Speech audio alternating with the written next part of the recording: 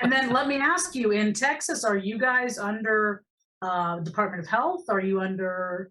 Very, very controversial, and this is one of Okay. those things that amongst colleagues we can have these drinks. I'm having Topo Chico today, but this is a whiskey conversation.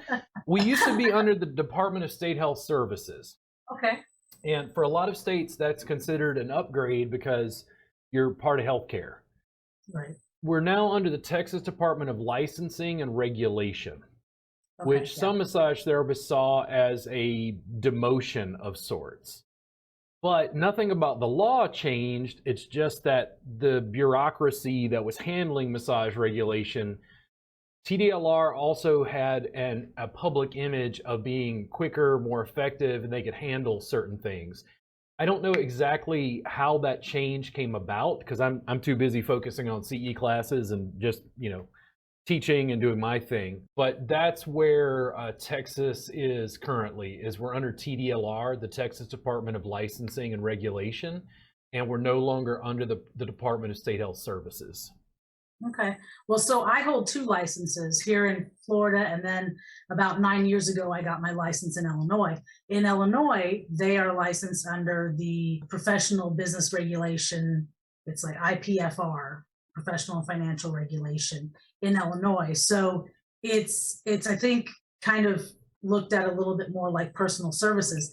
The issue in Florida, and the reason a lot of therapists don't understand why we have so much law, we are under Department of Health.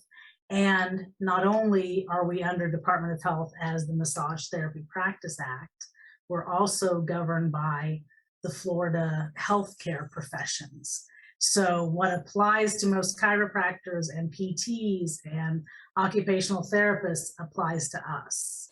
So it's one of those things, because it's under the Department of Health here, we have a few more things we have to do. And it does put us, they do view it as healthcare in Yeah. the state.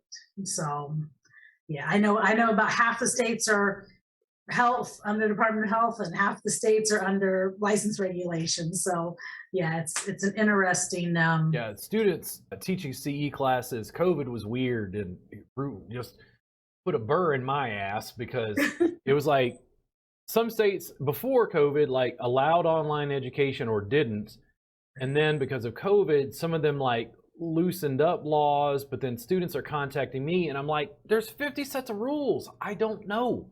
I don't know what the hell your state allows. I don't have legal contacts in your state, and I don't have a team of lawyers to tell me what I can do when I turn on cameras on the internet and stream to you live from 4 camera angles in 15 minutes. Well, and you're right, and that is the thing. Understanding what their board of massage dictates as far as CEs, but that's my thing with my Illinois license. I have to have courses that are NCTMB.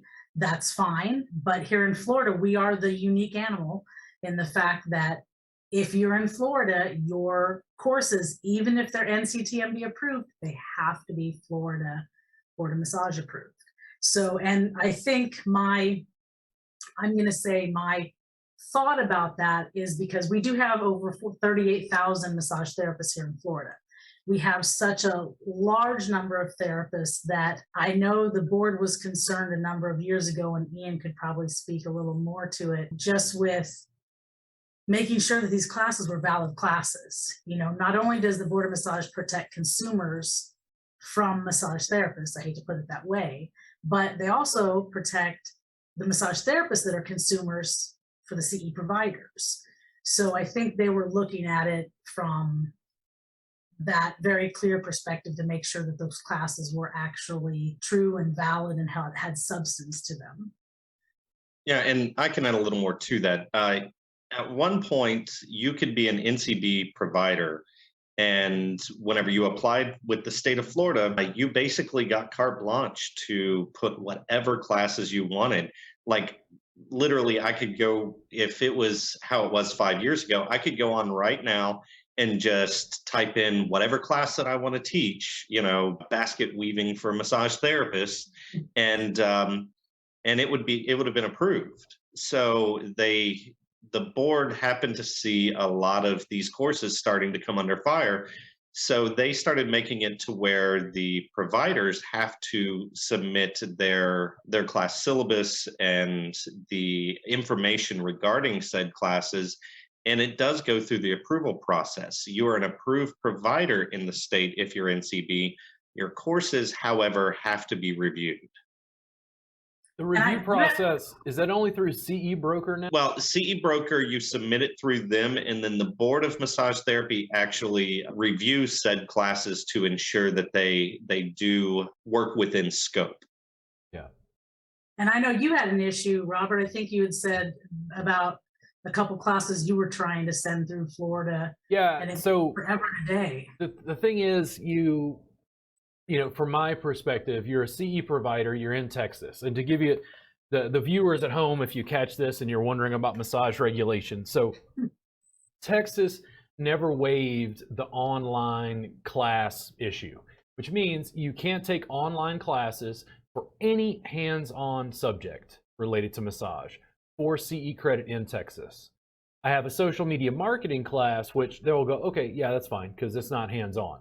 95% of what I do is run 4 camera angles live through a YouTube feed. I allow students to call me live with questions and answer their questions interactively. I cannot give CE credit for what I just mentioned because Texas never waived that rule during COVID. They said, nope, you still have to take your class in person, or you could take theory, some kind of theory class online. Then people would contact me because I'm all over Facebook groups and somebody's in Florida and they're like, can I use your class for credit? And I go, oh, let me go to do some research. And then it's like, I run into CE Broker and they're like, no, you have to submit it. Even though it's nationally approved, you have to submit it to CE Broker, and then the Florida State Board is going to look at it. And I swear to you, I think it took 2 years once I submitted the stuff for the Florida Board to finally approve it. But then the other night when I went to search, and this maybe, I just don't know how CE Broker functions, or maybe it's search engine, it was like I couldn't find my courses listed when I was searching for them. If I go into their dashboard, which is my dashboard, I can find it.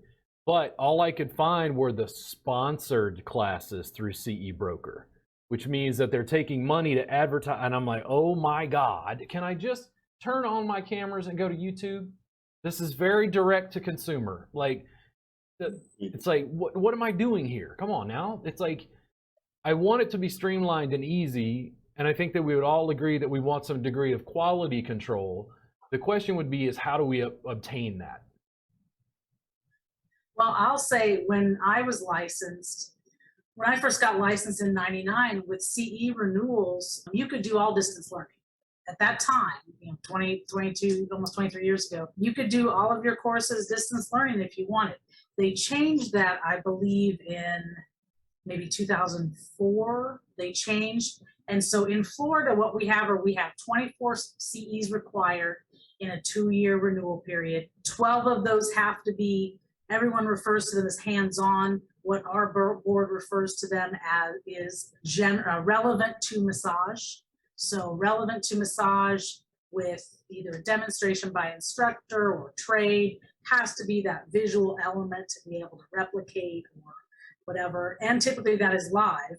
And like you said, I find it interesting that Texas didn't at least waive that during COVID, because I mean, for our people, we're talking throughout 2020 and 2021, lots of people didn't want to get together. I mean, there were a lot of, it was, yeah, there were shackles. Yeah, that's surprising to me. So here's the funny thing. So Florida approved the 12 relevant to massage hands-on, but it couldn't just be, you couldn't just show a live video. You had to submit it to the board as a broadcast live. Correct. Okay. Yeah. If you already had a live class, which would be an in-person, somebody would come and you would do the course together, that would be fine. That's still live. But if you wanted during COVID, during this renewal period, what you had to do was just resubmit your class as a broadcast live. Yeah. So you were going to do a webinar, you were going to keep track of everyone that was in attendance, you were going to be able to interact the whole bit. And then, or you could do the live with like some sort of measure to prove, like a test at the end, or something that could be a recorded course is fine, but there has to be something that you're proving you actually watched at least something and understood some component of it. Yeah. So, but yeah, some, that kind of, some people, students, they're almost, I've embraced online education to the point where they're like, are you not teaching in person anymore? And I'm like, guys, I can stream to 10,000 people at once. I talk to my subscribers. I'm like, listen, I can go to YouTube. I can live stream to you 2 hours a day, 5 days a week, 52 weeks a year. You guys ready to go? And they're like, wait, what? And I'm like, oh my God. Oh, the pain, the anguish. Like, I'm not getting rid of in-person classes. I love teaching in person. Who doesn't like to get a massage in person? Well, But that, and you know, it's it's so much more. Well, it's so much. It's, you know, the in-person component is necessary. We are a tactile profession, so there is a component that has to be there. But anytime, if you look at like an intro class where you're just going to tell me a little bit about a modality I might not know, that's going to really be more general, and that's really going to be something that maybe I can watch you do a small portion of demonstration. I mean, there's a component, I think there's a bridging that's going with a lot of people wanting to do some hybrid classes, wanting to do, you know, some components distant, some components live. I do think that people get that. It really hits a little more home. It's kind of that difference between learning something when you type it versus when you actually write it down. There's a reinforcement there when there's a tactile component.